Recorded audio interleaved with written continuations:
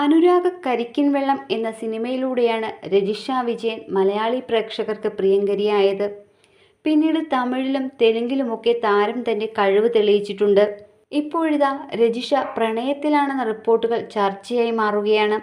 പുറത്തുവരുന്ന റിപ്പോർട്ടുകൾ പ്രകാരം രജിഷ ഛായാഗ്രഹകൻ ടോബിൻ തോമസുമായി പ്രണയത്തിലാണ്. Stand up, the fail I, Kho Kho, love fully yours Veda തുടങ്ങിയ ചിത്രങ്ങളുടെ ഛായാഗ്രഹകനാണ് ടോബിൻ തോമസ്.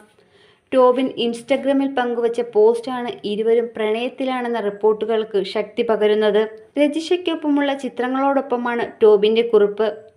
കുറിപ്പിൽ രജിഷയും ഒന്നിച്ചുള്ള 4 വർഷങ്ങളെക്കുറിച്ചാണ് ടോബിൻ സംസാരിക്കുന്നത്. നമ്മൾ ഒരുമിച്ചുള്ള 1461 ദിവസങ്ങൾ, ഒരുപാട് പ്രണയവും സന്തോഷങ്ങളും പരസ്പരമുള്ള വിഡ്ഢിത്തങ്ങളും സഹിച്ചുകൊണ്ട് സൂര്യന് താഴെ ഇനിയും എത്ര യാത്രകൾ എന്നാണ് ടോബിൻ്റെ കുറിപ്പ്.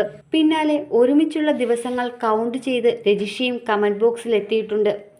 എന്നേക്കുമുള്ളതാണെന്നും രജിഷ പറയുന്നുണ്ട്. ടോബിൻ്റെ സോഷ്യൽ മീഡിയ പേജിൽ രജിഷയ്ക്കൊപ്പമുള്ള ധാരാളം ചിത്രങ്ങൾ വേറെയുമുണ്ട്. രജിഷയുടെ ജന്മദിനത്തിൽ പങ്കുവച്ച പോസ്റ്റ് എല്ലാം ആരാധകർ കുത്തിപ്പൊക്കുകയാണ്.